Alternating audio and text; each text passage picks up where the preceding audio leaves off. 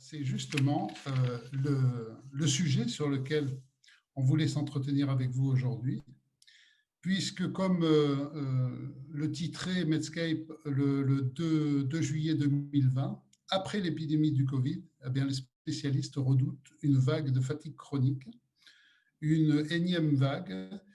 Et ce phénomène-là, il n'est pas nouveau parce que ce soit à Toronto en 2003 avec le SARS-CoV-1, que ce soit en Corée du Sud en 2015 avec le MERS-CoV, comme à la suite de nombreuses infections bactériennes et virales sévères, un pourcentage non négligeable de patients présentent une symptomatologie persistante qui est dominée par un état de fatigue chronique. Alors, le SARS-CoV-2 ne va pas échapper à la règle et déjà, le syndrome du Covid long inquiète les spécialistes en raison de l'extrême contagiosité du virus. Alors, au-delà des soins de post-réanimation, au-delà des soins de post-hospitalisation pour des patients qui sont déjà identifiés, il est certain que les médecins et les pharmaciens sont déjà et vont être de plus en plus confrontés à ces plaintes. Et ça, au cours des prochaines semaines, au cours des prochains mois et peut-être des prochaines années. Fatigue, détresse psychologique, douleurs diffuses, troubles fonctionnels digestifs sont déjà au rendez-vous.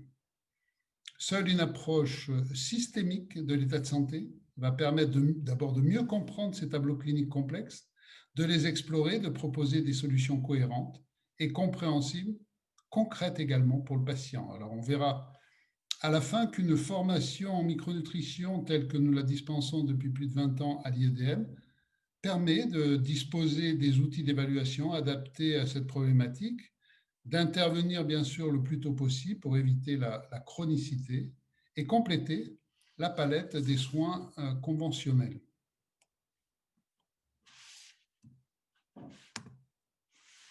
Alors, dans un effort d'une ampleur tout à fait inédite, la communauté scientifique travaille à comprendre la maladie, le fonctionnement de ce nouveau virus, et dans l'espoir de repérer une faille pour le contrer. Alors, jamais les recherches sur un virus n'ont progressé aussi rapidement. Et là, deux types de réflexions animent la recherche aujourd'hui. La première, qui est plutôt de type académique, représentée ici par l'Institut Pasteur, permet de comprendre assez bien aujourd'hui les mécanismes par lesquels le SARS-CoV-2 infecte les cellules. Probablement grâce à une protéine qu'on appelle la protéine S qui se lie à un récepteur, le récepteur ACE, mais aussi également à un autre élément qui s'appelle la neuropiline, qui est avancé également comme un élément important. Alors pourquoi cette association de cette protéine à ces récepteurs provoque des formes graves de la maladie?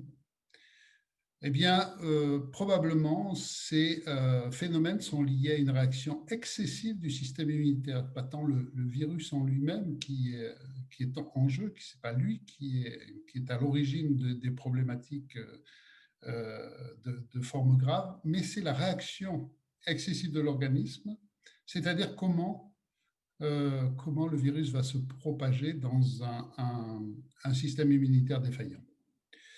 Alors, autant d'avancées qui vont ouvrir la voie à l'espoir de nouveaux traitements. Des dizaines d'essais sont en cours dans le monde pour évaluer l'efficacité de certaines molécules, déjà des molécules existantes, ou alors des pistes inédites. Et par ailleurs, on dénombre autour de 200 candidats vaccins qui mettent en jeu des approches diverses, qui sont aujourd'hui en cours d'évaluation et même pratiquement en cours qui ont été expérimentés, qui commencent à être diffusés dans d'autres pays. Alors la deuxième réflexion qui nous paraît intéressante, c'est une réflexion de type socio-philosophique. Que disent-ils? Ils disent, nous ne vivons pas en fait une pandémie, nous vivons une syndémie. Syndémie, S-Y-N-D-E-M-I-E, du grec S-I-N, avec. Alors c'est des travaux qui sont publiés eux aussi dans le Lancet, c'est le 17 octobre dernier, que dans cette publication, les auteurs ont dit que l'interaction du Covid-19 avec la hausse mondiale continue ces 30 dernières années des maladies chroniques et de leurs facteurs de risque, dont l'obésité, l'hyperglycémie, la pollution atmosphérique, bien c'est ça qui a créé les conditions d'une tempête qui alimente le nombre de morts des Covid. Et les scientifiques à l'origine de cette étude d'ajouter que de nombreux facteurs de risque et de maladies non transmissibles qui sont étudiés dans ce rapport sont associés, et on le sait, avec un risque accru de formes graves de Covid, voire de décès. Alors nos sociétés étaient probablement, peut-être sans rendre compte, malades avant de tomber vraiment malades et avant d'être victimes d'un corps étranger comme un virus. Elles se sont elles-mêmes empoisonnées par leur propre mode de vie. C'est cette idée-là qui est développée dans les analyses socio-psychologiques. Le Covid-19 est plutôt, dans cet ordre d'idées, un révélateur, la partie émergée finalement de l'iceberg, et son éruption nous montre combien le rapport entre la santé et la maladie sont plus ambigus qu'il n'y paraît. Alors pendant la première vague, on a vécu de nombreux débats dont beaucoup sont stériles. On n'en sort pas encore tout à fait, mais peut-être qu'au lieu de se cantonner à une opposition entre médecins et spécialistes de médecine, devrions-nous interroger les sociologues, les philosophes de la science, pour éclairer la population et demander aux médecins déjà de soigner, puisque de soigner, c'est déjà beaucoup, et c'est déjà pas mal. Alors, on avait remarqué lors du premier webinaire du mois de mai que dans cette épidémie nouvelle, on se retrouvait un petit peu 100 ans avant en arrière, puisque à cette époque, on prêtait à Louis Pasteur d'avoir prononcé sur son lit de mort « Antoine Béchamp avait raison, le microbe n'est rien et le terrain est tout ». Alors, ces deux personnages s'étaient durement affrontés sur ce sujet, et on a pu constater que ce débat est encore d'actualité, pandémie ou syndémie, eh bien, la question mérite vraiment d'être abordée. Nous remarquions également que la révolution des microbiotes, qui a été la star des médias ces dernières années, eh bien, elle a disparu des radars et que la modulation de nos microbiotes pour nous aider à faire face devant le virus ennemi, ce sera pour plus tard probablement. Et pour rejoindre le concept de syndémie, le deuxième oubli devant cette épidémie, où le responsable sont clairement désignés, ce sont toutes les épidémies qu'on appelle les épidémies silencieuses, qu'on soigne tout au long de l'année et qui sont à l'origine de toutes ces maladies de civilisation, le cancer, le diabète, les maladies cardiovasculaires, les maladies dégénératives, et qui tuent beaucoup plus chaque année que le virus ne va tuer lui-même. Donc, les liens entre la vulnérabilité à développer une complication de l'infection au Covid a rarement été faite avec tous ces facteurs de risque, si ce n'est, on en a beaucoup parlé, le grand âge, l'obésité sévère, et puis les maladies inflammatoires chroniques. Alors, on a l'habitude dans nos formations de micronutrition à l'IEDM, pour appréhender notre état de santé, de proposer l'image très parlante de l'iceberg, dont les maladies, les pathologies organiques constituent la partie émergée, et en dessous, dans cette partie immergée, ce que nous appelons les états intermédiaires de santé, constitués par un certain nombre de dysfonctions bruyantes exprimées par les plaintes chroniques de fatigue notamment, de troubles fonctionnels divers, et puis des états de santé intermédiaires témoins de dysfonctions muettes, mais néanmoins repérables par des marqueurs biologiques fonctionnels encore trop faiblement utilisés en dehors des approches de prévention individuelle. Parlons de l'inflammation de bas grade avec la CRP ultrasensible, parlons de tests de HOMA pour dépister une insulinorésistance. Pour illustrer notre image de manière plus concrète, on considère que font partie de la partie émergée de l'iceberg toutes ces maladies, le cancer, maladies auto-immunes, les maladies métaboliques, les pathologies dégénératives qu'on connaît bien, et puis un certain nombre de perturbations fonctionnelles et nutritionnelles que l'on dépiste depuis beaucoup d'années et qui font le lit non seulement des pathologies, mais également de tas de perturbations de santé qui sont de nombreux motifs de consultation.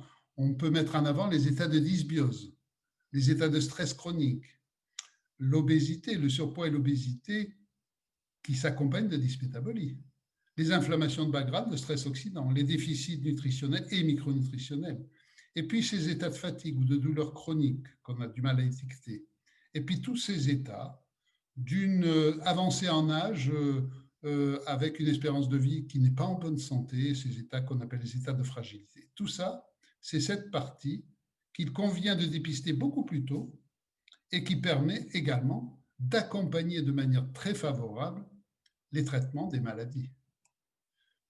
Alors, le Covid a une expression à géométrie variable. Quand on regarde, et pour compléter cette image de l'iceberg, on peut proposer que l'état de bonne et de bonne ou qu'on pourrait appeler de pleine santé se situe avant que des dysfonctions ne s'installent de manière durable, et que l'état de pleine santé, l'état de bonne santé, il convient de les entretenir d'abord et de les améliorer par, en particulier, des habitudes de vie favorables.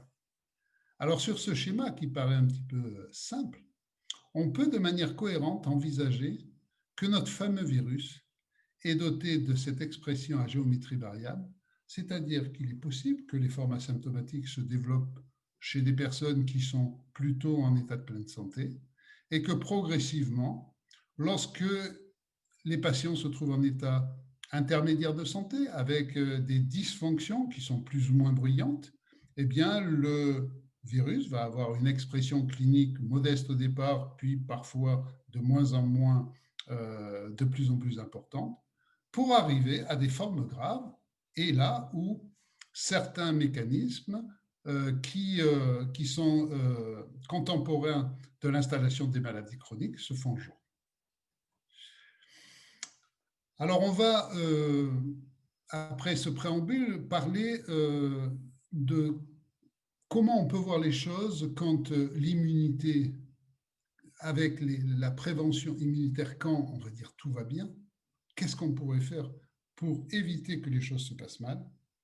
Et puis après, on va regarder quels seraient les éléments à prendre en compte quand les choses vont commencer à mal tourner. Et puis, on va s'orienter plus précisément sur la compréhension de ces séquelles post-Covid, en regardant un petit peu ce que sont les populations en risque, avec une division académique et une vision systémique, et puis quelles sont les hypothèses aujourd'hui sur lesquelles on peut se baser pour déjà proposer des choses assez pertinentes que nous avons déjà commencé, sur lesquelles nous avons commencé à travailler et sur lesquelles nous avons déjà des résultats tout à fait intéressants. Alors l'immunité, quand tout va bien, rappelons ces schémas principes de l'immunité. Ça veut dire que la première barrière immunitaire, c'est quand même nos muqueuses. C'est notre première barrière de protection et probablement on en fait encore insuffisamment pour expliquer comment protéger nos barrières. Puisqu'effectivement, nos barrières, c'est pas rien, c'est un épithélium extrêmement puissant qui va nous protéger, recouvert d'un mucus qui lui-même protège contre les bactéries pathogènes, avec des jonctions serrées qui vont faire le travail pour éviter le passage d'un certain nombre d'antigènes, et puis la capacité de nous défendre naturellement avec des cellules épithéliales qui vont sécréter des petits peptides qui sont extrêmement agressifs pour les bactéries, donc des peptides antimicrobiens dont les bêta-défensines font partie, et puis ce microbiote qui va prêter main forte aux cellules épithéliales pour compléter toute cette protection au niveau des muqueuses. Eh bien, la protection des muqueuses, ça existe. Il y a maintenant un certain nombre, on va en parler, de souches probiotiques qui permettent d'optimiser ces protections. Également, cette protection joue un effet barrière et en particulier, le microbiote va jouer ce rôle-là de manière très importante. Que se passe-t-il une fois que la barrière épithéliale est franchie? Le virus n'est plus, l'organisme n'est plus protégé au niveau de ces barrières. Eh bien, il va pénétrer dans l'organisme et là, on a un système immunitaire qui est extrêmement efficace.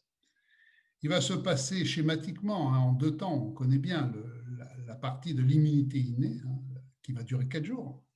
Pendant ces 4 jours, eh bien, c'est une agression extrêmement importante que met l'organisme en place, qui est non spécifique, quel que soit le virus, quel que soit l'agent initial, eh bien, c'est le lance-flamme. c'est le lance-flamme pour résumer l'inflammation, et une agression importante pour qu'en 4 jours, la réponse immunitaire soit réalisée. Généralement, c'est une période où un certain nombre de signes d'infection virale apparaissent. Un petit peu de fièvre, des courbatures, tous les symptômes grippaux sont dans cette phase de l'immunité innée. Et puis, si cette phase ne suffit pas, si au bout de 4 jours, l'infection n'est pas enrayée, il va y avoir la place à l'immunité adaptative, du système adaptatif qui comprend l'appel à un système immunitaire qui est beaucoup plus précis, pointu, qui va prendre en compte l'identité réelle du virus en question ou du micro-organisme en question et lancer le système, en gros, des lymphocytes. Alors, ce système des lymphocytes, il va être beaucoup plus précis que l'inflammation du départ. Ça va être, on les appelle les tireurs d'élite, on va dire. Alors, comment ça se passe? Vous avez votre cellule dendritique qui va être le messager de la carte d'identité de l'agent en question, du Covid en particulier, qui va informer des cellules lymphocytaires qu'on appelle des naïves, et en particulier les CD4 qui vont lancer l'agression antivirale, et puis les CD8 naïfs qui vont lancer l'agression des cellules qui ont été infectées par les virus. Alors, les CD4, comme c'est une immunité adaptative antivirale, ça va être les lymphocytes qu'on appelle les lymphocytes de type TH1. Les TH1 vont être mobilisés et puis une petite partie de ces TH1 vont se mettre en mémoire. C'est pour l'infection suivante. C'est un système qui est parfaitement rodé. Ensuite, les CD8 également. Les CD8 vont lancer des CD8 cytotoxiques, on l'a dit, c'est pour agresser les cellules qui sont infectées par les virus. Et puis, une partie de ces CD8 vont se mettre en mémoire. Et puis, enfin, des lymphocytes B qui vont être stimulés en particulier par l'ambiance cytokinique, et notamment l'interféron, jouent un rôle important dans l'arrivée des lymphocytes B, dont une partie va se mettre également en mémoire, ces lymphocytes B étant à l'origine de la fabrication des immunoglobulines. Donc voilà, on est bien équipé. Et si on veut résumer, après le lance-flamme de l'immunité innée, on a les tireurs d'élite qui sont les systèmes lymphocytaires, et puis c'est la bibliothèque. La bibliothèque, on met tout en mémoire et on va pouvoir effectivement, notre système immunitaire va pouvoir répondre aux infections ultérieures. C'est ce mécanisme qui cherche à être mis en avant quand on met au point des vaccinations. Alors, résumons les différentes phases. Vous avez les muqueuses, vous avez les lance-flammes, vous avez les tireurs d'élite, et puis la mise en archive. La mise en archive, c'est 4 mécanismes qui se complètent les uns les autres. Et l'intérêt des dernières découvertes sur le plan de notre immunité, c'est que ces 4 systèmes sont coordonnés, et en particulier le grand coordinateur de ces 4 systèmes, c'est le microbiote intestinal. Donc nous avons 5 éléments sur lesquels on peut travailler, et ces 5 éléments dépendent d'un statut nutritionnel et micronutritionnel extrêmement précis. Qu'est-ce que nous disent les études justement là-dessus? Eh bien, les études, elles vont nous dire que chaque étape que nous venons de voir, ces 4 étapes, mais également la mise en fonctionnement de nos muqueuses, dépend d'un statut micronutritionnel extrêmement précis. Et la synthèse de toutes les études, il y a plusieurs méta-analyses qui ont été faites sur cette question-là et des revues qui ont été remises à jour en 2020 pendant l'épidémie, notamment une revue de Calder ou cette revue-là qui a été faite par l'équipe de Gomba. Les grandes incontournables au niveau vitaminique, c'est la vitamine A, la vitamine D, la vitamine C, la vitamine E, et dans les vitamines B, la B6, la B9, la B12. Au niveau des minéraux, le zinc, le fer bien sûr, le cuivre, le sélénium et le magnésium sont des incontournables du bon fonctionnement de notre immunité. Bien entendu, le statut micronutritionnel, il n'est pas marqué sur le front et il est intéressant de regarder si l'alimentation de chacun suffit à apporter les éléments qui conviennent surtout en présence d'une perturbation de santé qui consomme tous ces micronutriments. À côté de ça, ces systèmes vont être protégés et vont être alimentés par tous ces cofacteurs. Et puis, bien sûr, ce chef d'orchestre, qui est le microbiote intestinal, dont va dépendre la bonne coordination des réponses immunitaires. Petit zoom sur la vitamine D.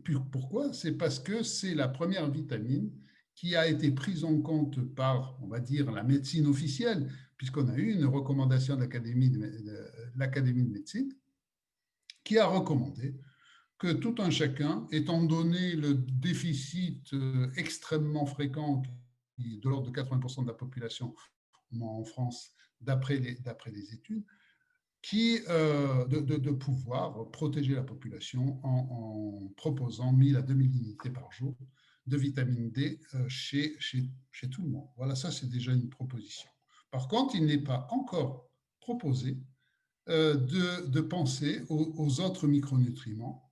Et aujourd'hui, on peut dire, et c'est le conseil que l'on donne à tous les patients et tous les gens qui nous entourent, il nous semble important dans les conseils d'usage pour éviter que notre système immunitaire ne puisse pas répondre aux infections hivernales en général et au Covid en particulier, de protéger en consommant pendant quelques mois des doses nutritionnelles, 100% ou 200% des ANC, avec l'ensemble des vitamines A, B, C, E, B6, B9, B12, et au niveau des minéraux, le zinc, le sélénium, le magnésium.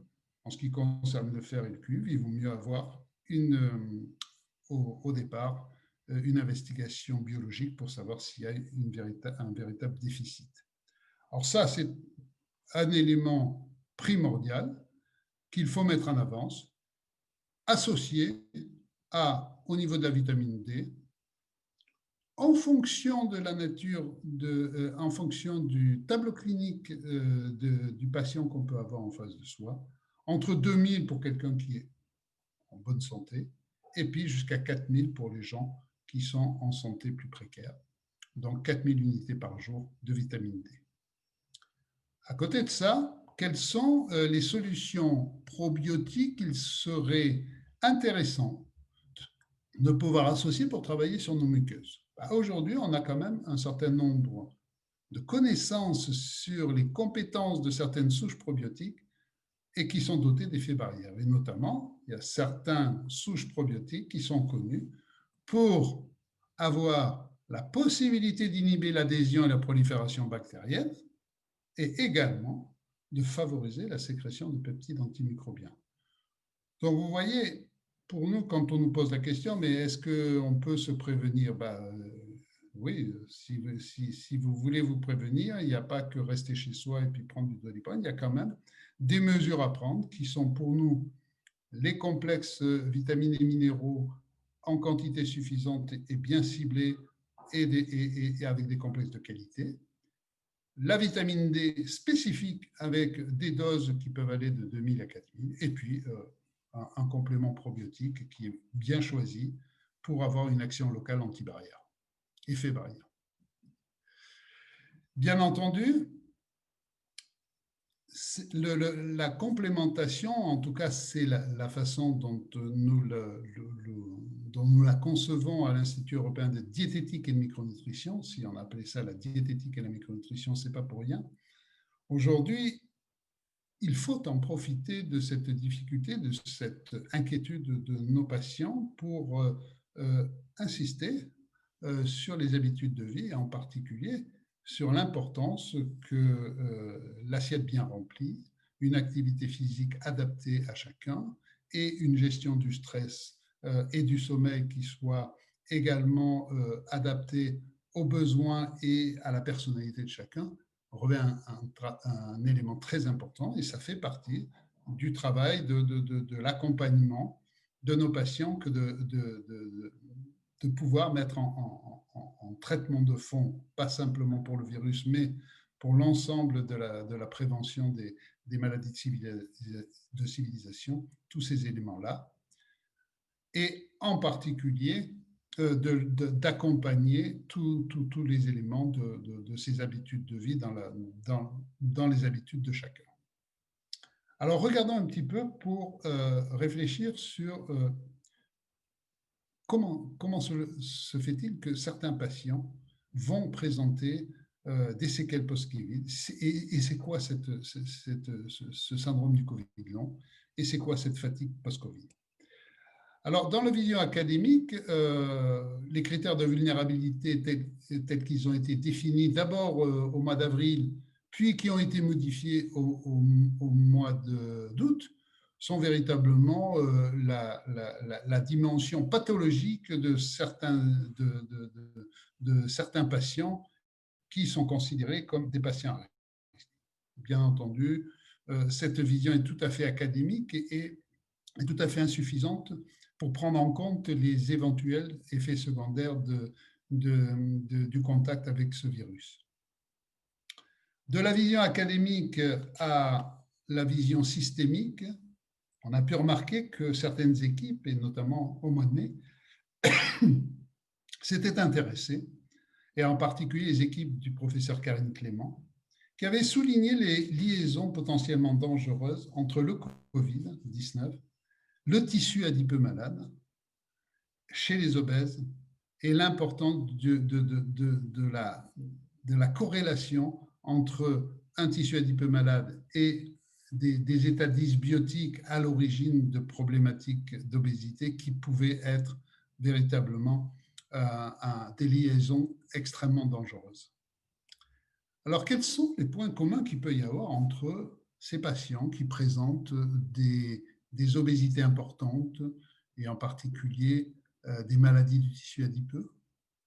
Le point commun entre ces dysbioses, qui selon le concept qui est aujourd'hui développé par Joël Doré, qui n'est plus simplement un petit déséquilibre entre certaines espèces bactériennes, mais plutôt une rupture complète entre la nature du microbiote dont on dispose et l'hôte qui l'habite. Donc, cette rupture de la symbiose crée un état de perméabilité intestinale, d'inflammation au niveau de l'organisme, d'inflammation de bas grade et de stress oxydatif. Voilà déjà comment le concept de dysbiose a évolué. Quel lien avec les maladies auto-immunes? Quel lien avec le cancer? Quel lien avec les personnes âgées malades? Alors le lien, il est très clair. Ça passe par l'inflammation qui peut aller d'une inflammation de faible intensité qu'on retrouve dès qu'on fait ce dosage de la CRP ultrasensible, ces inflammations de bas grade qui peuvent être des inflammations de moyen grade et puis des inflammations de haut grade, en particulier en poussée lors des maladies auto-immunes, des pathologies cancéreuses et autres. Eh bien, si on suit ce raisonnement, ce lien commun qu'il peut y avoir entre cette inflammation qui entraîne un stress oxydatif, qui entraîne un déséquilibre acido-basique, eh bien, entre l'inflammation de bas grade et l'inflammation de haut grade, il est certain que le virus va s'exprimer au niveau clinique de manière beaucoup plus importante, avec une évolution de l'importance qu'on peut tout à fait prédire. Et puis, l'inflammation, probablement, participe, et surtout chez les patients chez lesquels elle n'est pas connue, à des symptomatologies post-Covid et qu'on va pouvoir développer. Alors effectivement, les fatigues après ce Covid, qui s'étire, ce Covid long, c'est quoi? C'est quoi ce calvaire du Covid long tel que le vivent déjà aujourd'hui les patients qui ont été atteints lors de la première vague? Et comment peut-on le raisonner et l'envisager? Alors, une étude tout à fait intéressante. Tout à fait intéressante puisque des spécialistes en Irlande ont étudié sur 128 malades qui avaient un âge moyen de 50 ans. Eh bien, 52% de ces patients ont fait état d'une fatigue persistante lors d'une évaluation réalisée en moyenne 10 semaines après leur guérison clinique. Ce qui est intéressant dans cette première étude, c'est que que ces patients aient eu un Covid qui ait nécessité l'hospitalisation, ce qui était le cas de la moitié des patients, ou qui n'ait pas nécessité d'hospitalisation, le pourcentage était le même. Ça veut dire que chez tous ces patients, ce phénomène existait. Ensuite, bien entendu, les associations qui s'occupent des syndromes de fatigue chronique ont été alertées pour ce problème de fatigue post-Covid, puisque ce phénomène chez eux sont très connus.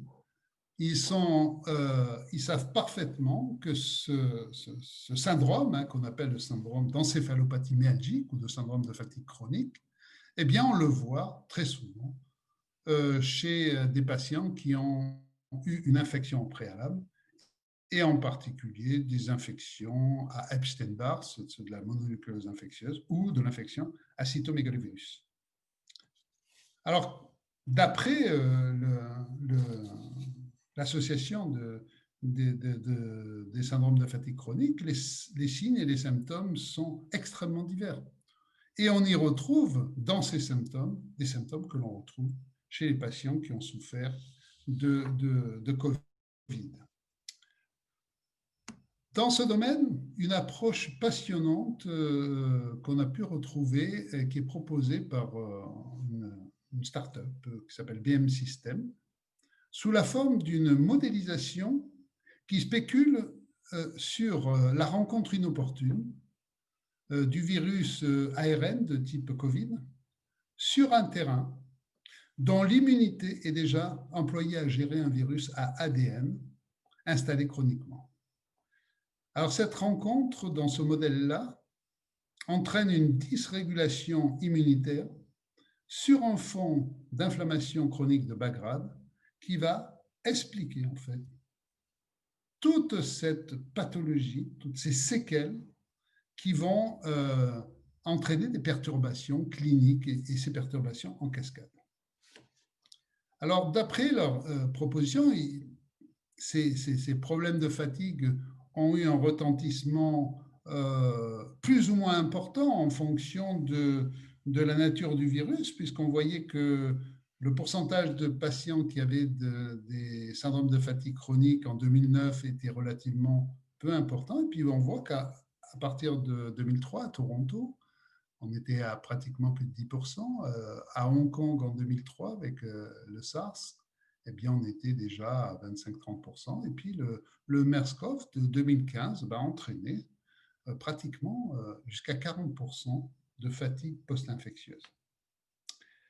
Donc, pour cette start-up, les solutions à développer consistent à sélectionner des marqueurs biologiques, d'abord, du syndrome, et de proposer une double thérapeutique dont l'objectif serait à la fois de traiter la dysrégulation immunitaire, mais également de renforcer tous les éléments qui contribuent à la production énergétique. Alors ça, c'est intéressant, on verra tout à l'heure ce que l'on peut en penser par rapport à la physiopathologie. Une initiative particulièrement intéressante qui a été réalisée à l'initiative du docteur Barbizien à l'hôpital Foch, c'est le programme REHAP Covid. Donc, cette initiative a été faite dans l'objectif de pouvoir proposer de manière extrêmement cohérente tous les éléments de rééducation et en particulier de rééducation physique à ces patients qui se trouvaient en très grande difficulté. Et dans cette consultation qui a été développée, il y a un bilan qui a été proposé avec des questionnaires qui existent déjà, puisqu'il y a le questionnaire Numigène qui a été déjà développé pour déterminer la probabilité d'un syndrome d'hyperventilation. Et puis également des questionnaires concernant l'appréciation du stress post-traumatique, qui s'appelle le PCL5. Et puis, un bilan psychologique et un bilan nutritionnel est fait également, et puis un bilan de capacité physique et notamment de conservation de la force musculaire avec des tests physiques qui sont faits pour pouvoir proposer des ordonnances de rééducation avec cette idée qu'il faut être extrêmement prudent dans la rééducation physique de tous ces patients qui ont eu cette atteinte-là et de commencer de manière extrêmement douce pour éviter de persister dans ces problématiques-là. Alors, une autre approche qui est en train également d'amener des éléments d'information très intéressants, c'est les gens qui travaillent avec la PHP au niveau du Centre d'épidémiologie de l'Hôtel-Dieu et qui ont regroupé une communauté de patients pour la recherche. Et déjà, vous voyez qu'ils ont travaillé avec 600 personnes qui ont été atteintes du COVID, du COVID et des séquelles post-COVID et qui ont commencé à mettre un certain nombre, à regrouper les symptomatologies dont ils sont atteints. Vous voyez que ces symptomatologies sont extrêmement nombreuses, c'est extrêmement diffus. Et bien entendu, chaque patient ne présente pas la totalité de tous ces symptômes, mais chaque patient a son propre logiciel de perturbation. Alors, on va regarder par rapport à cette problématique telle qu'elle est abordée aujourd'hui, sur les hypothèses physiopathologiques que l'on connaît aujourd'hui sur les problématiques secondaires à des syndromes infectieux. Alors ça, c'est très intéressant puisque il y a des chercheurs qui ont travaillé sur l'immunité et les syndromes de fatigue chronique post-infectieux pour essayer de trouver un élément expliquant la diversité des symptômes ressentis. Et un de ces chercheurs, qui s'appelle Chun-Gu, qui a beaucoup publié dans ce domaine, a été l'un des premiers à proposer un modèle explicatif qui permet de comprendre comment peut s'installer cette situation et comment on peut la prendre en charge de manière cohérente. Alors au départ, bien entendu, un agent infectieux, c'est un déclencheur qui va être à l'origine de la production, d'une part, de cytokines et d'autre part, d'un élément qui va être un puissant radical qui s'appelle le peroxyde nitrique. Ça, c'est très intéressant, puisque dans un processus de ce type-là, où il y a une charge inflammatoire importante, avec un peroxyde nitrite qui va se combiner avec une réaction oxydative importante, eh bien, on va aboutir sur un terrain qui est un petit peu en difficulté sur le plan de la protection anti-inflammatoire et antioxydante, à un véritable stress oxydatif qui s'installe de manière chronique et qui entraîne très rapidement, et c'est la problématique du peroxyde nitrique, si on la laisse évoluer, ça va entraîner la production d'isoprostane par une réaction de ce peroxyde nitrite avec les lipides de la membrane cellulaire. Et ces isoprostanes s'avèrent être des vasoconstricteurs extrêmement puissants qui vont comprimer les vaisseaux sanguins, réduire le flux sanguin et produire un environnement en fait hypotoxique, c'est-à-dire à faible teneur d'oxygène. Et cet environnement à faible teneur d'oxygène va entraîner une production d'énergie qui va être sans oxygène. Ça veut dire que ça va entraîner une glycolyse anaérobie et la transformation du pyruvate en lactate. C'est-à-dire que ces patients-là ne vont plus être capables de faire des efforts à un niveau suffisant et tout de suite, ils se mettent en lactique. On retrouve ça et on trouve toutes les perturbations qui sont à l'origine de ce qu'on appelle la dysfonction mitochondriale.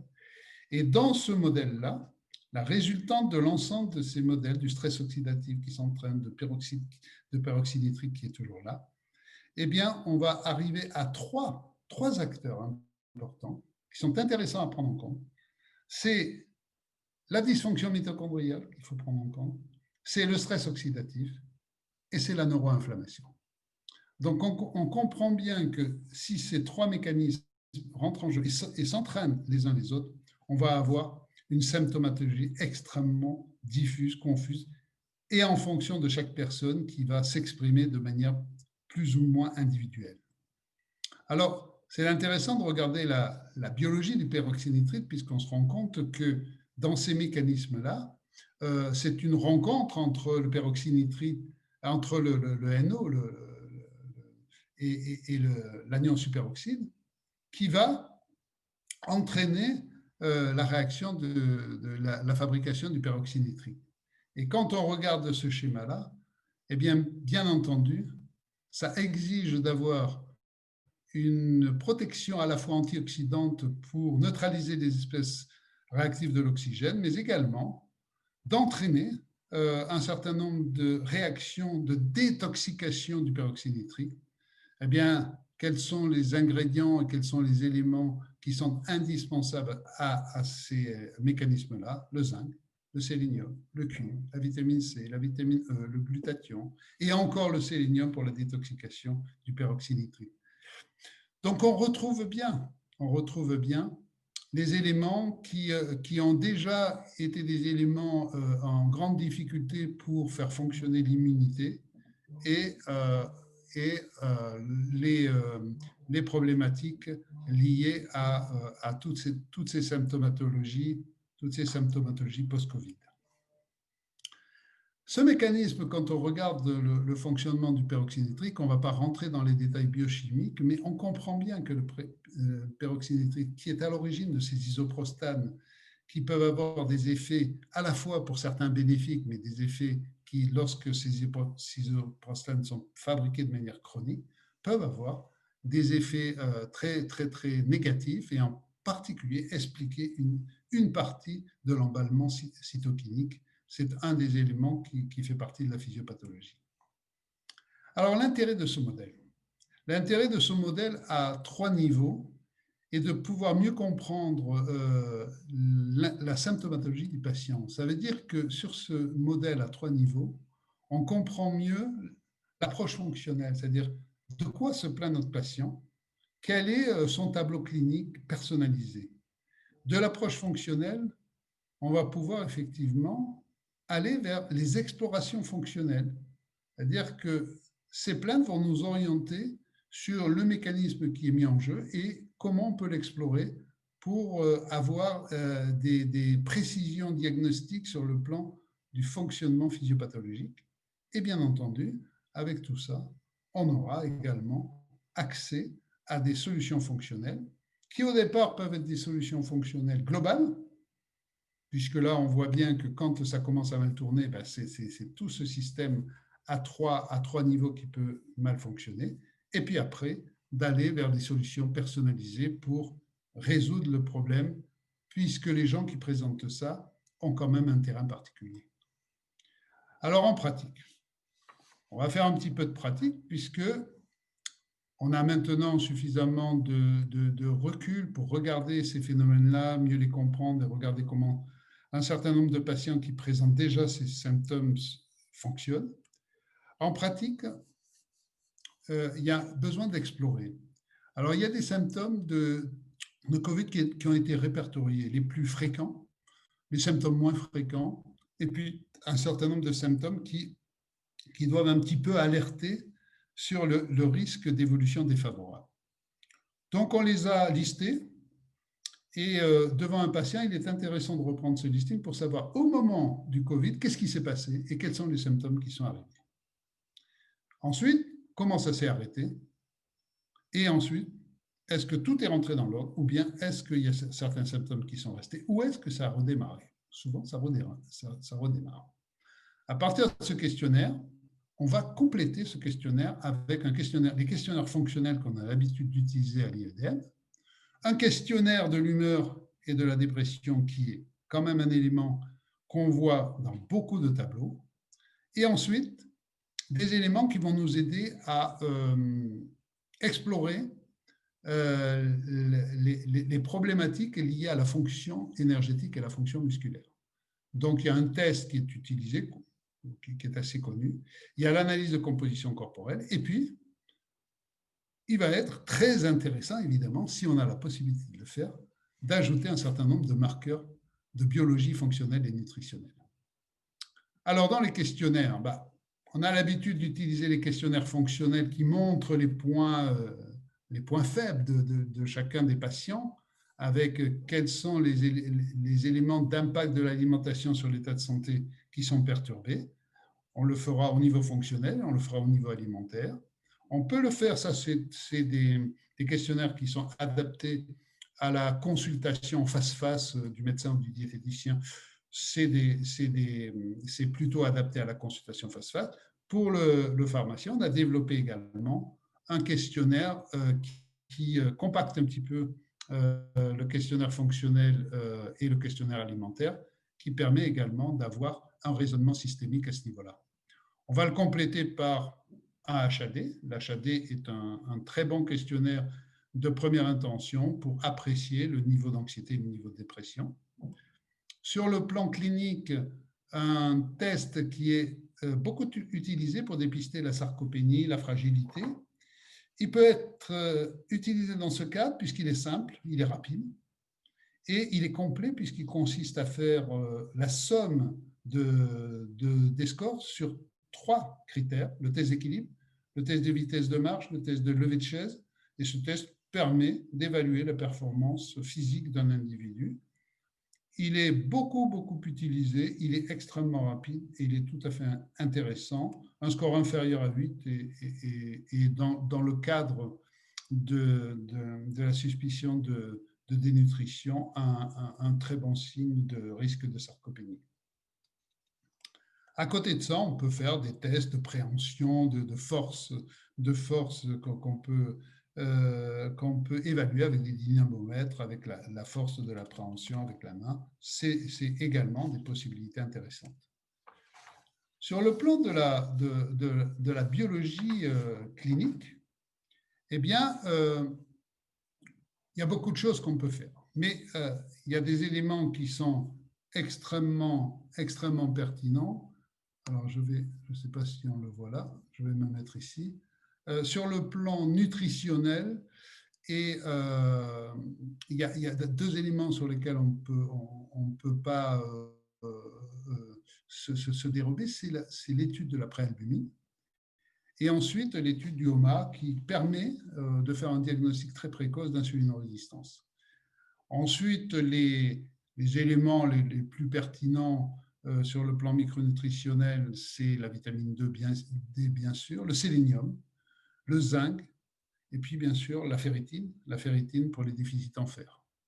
Sur le plan fonctionnel, il est intéressant d'aller explorer l'inflammation, et en particulier l'inflammation de bas grade, CRP ultra sensible, le stress oxydatif, et on a l'habitude d'utiliser beaucoup le marqueur des anticorps anti-oxydés, qui est un excellent marqueur. On l'utilise d'ailleurs beaucoup chez les sportifs de haut niveau qui commencent à avoir des problèmes de désadaptation à l'entraînement.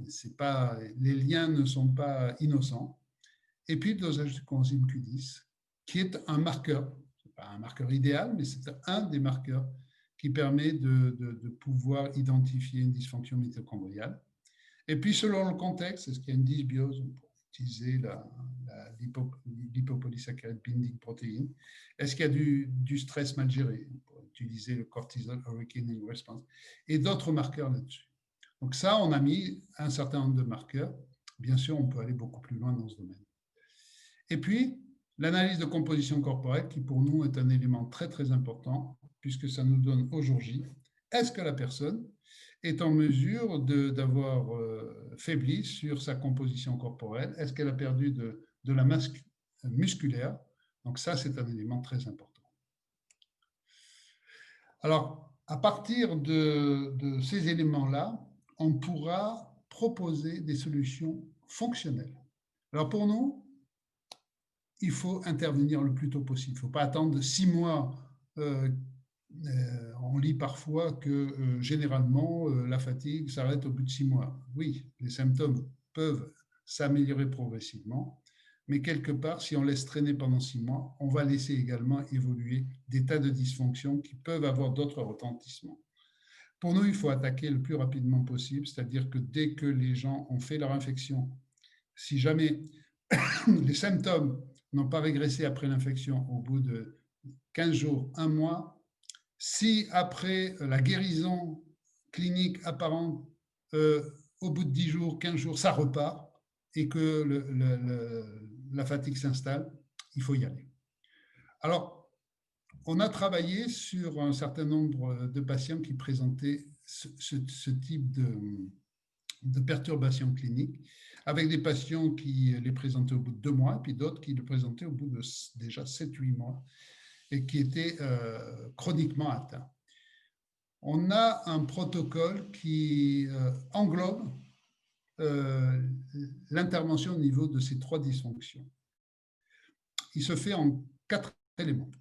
Le premier, c'est d'apporter un complexe nutritionnel qui est composé d'acides aminés branchés sous la forme de micropeptides riches en acides aminés branchés, associés à des alcalinisants.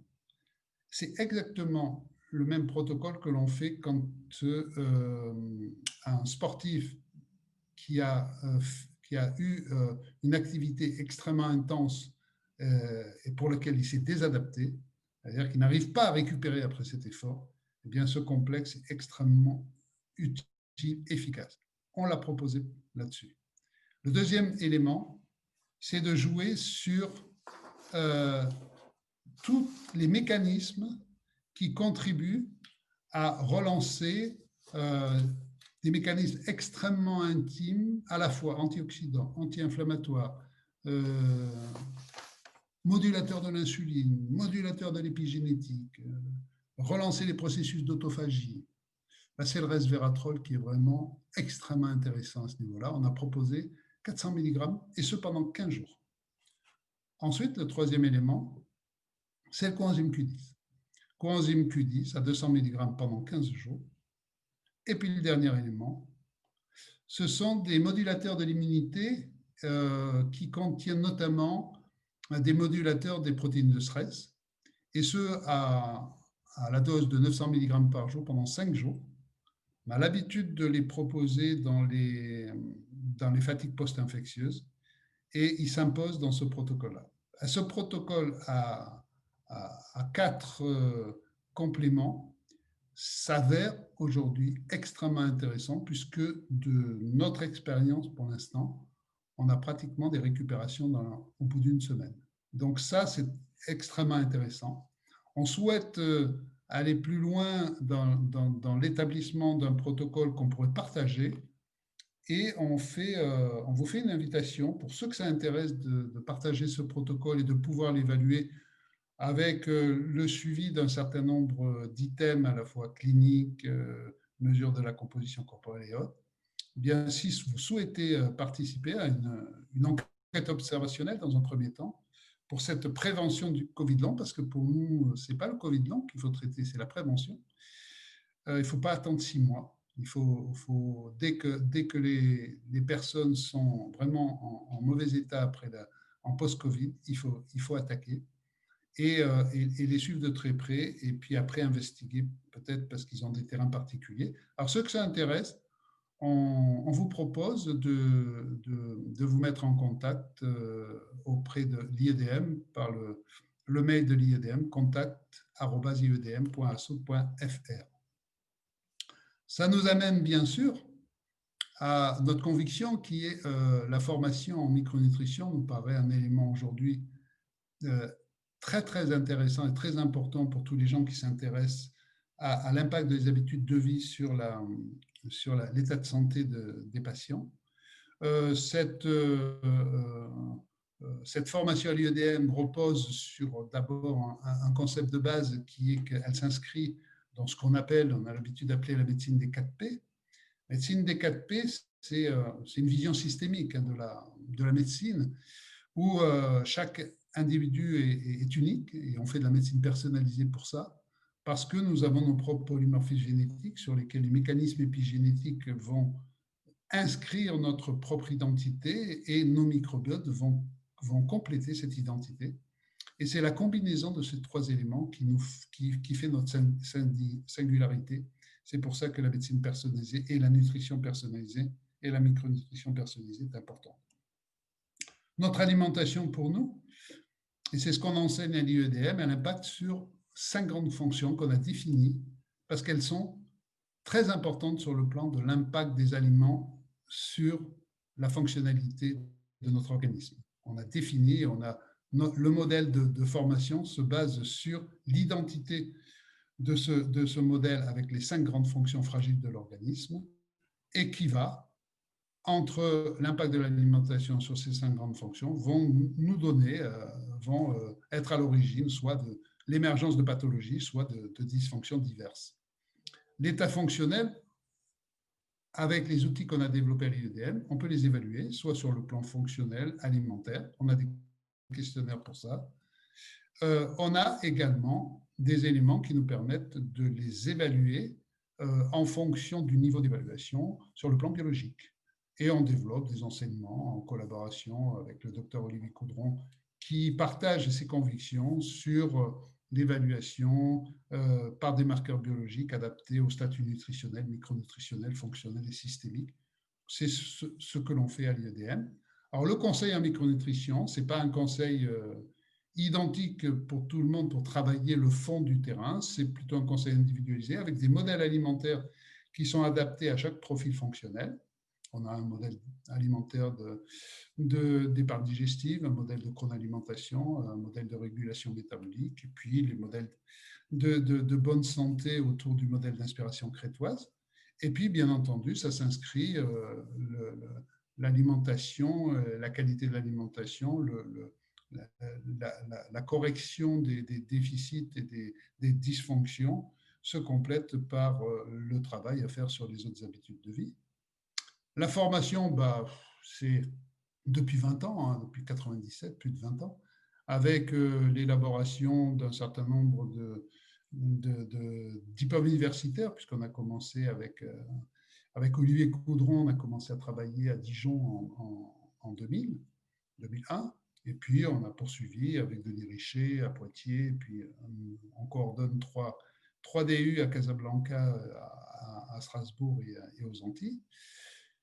On travaille également sur la communication et avec notre vice-présidente Laurence Bellidetti qui travaille sur l'élaboration de ces fameux échos de la micronutrition qui sont une aide très précieuse pour les patients pour qu'ils puissent travailler et comprendre en toute connaissance de cause quels sont les problèmes de santé tels qu'on les perçoit en micronutrition.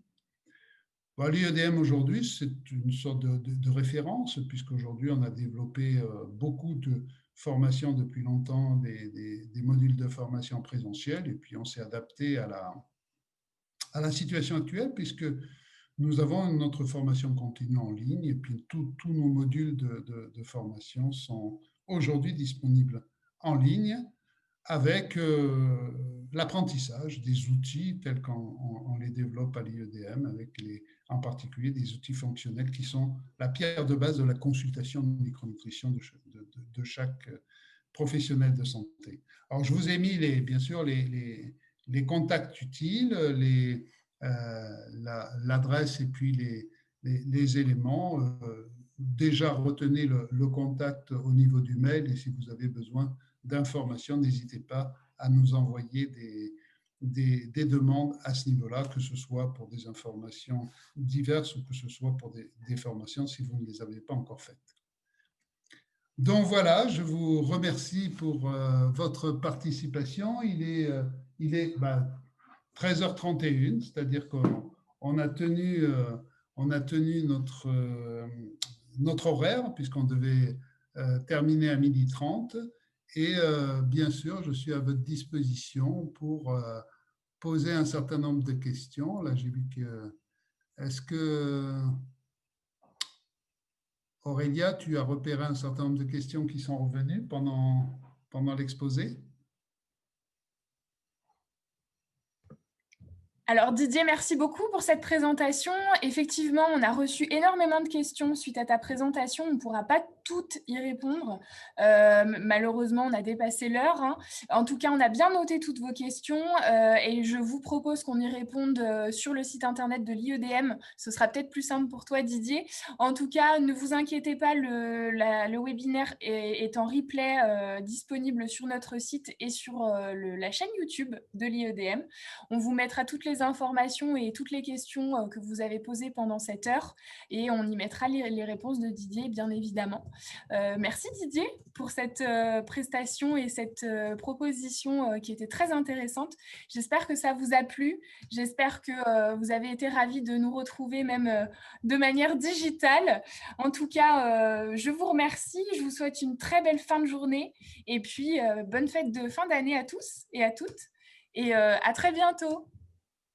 Il n'est pas prévu de répondre à quelques questions alors. Ah, on n'a pas beaucoup de temps et on a eu beaucoup de questions, mais en tout cas, on les référencera sur le site internet et puis on y mettra toutes les réponses. Je pense que ce sera plus simple.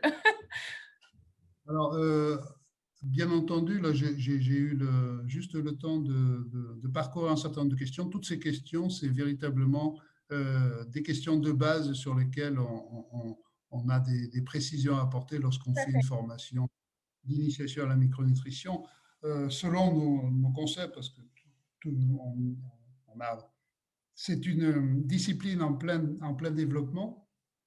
On a beaucoup de gens s'y intéressent avec des opinions qui ne sont pas forcément toujours identiques, mais ceux qui ont plein de questions à poser concernant les concepts de la micronutrition tels que nous les proposons à l'IEDM, on sera très heureux de pouvoir les partager avec vous dans nos formations et puis dans nos webinaires à venir.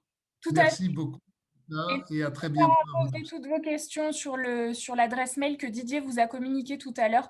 Si vous avez des questions qui vous viennent pendant la journée, on y répondra et on les mettra bien entendu sur le site internet. Merci Didier. À Merci à bientôt. vous. Au revoir. Belle journée à tous.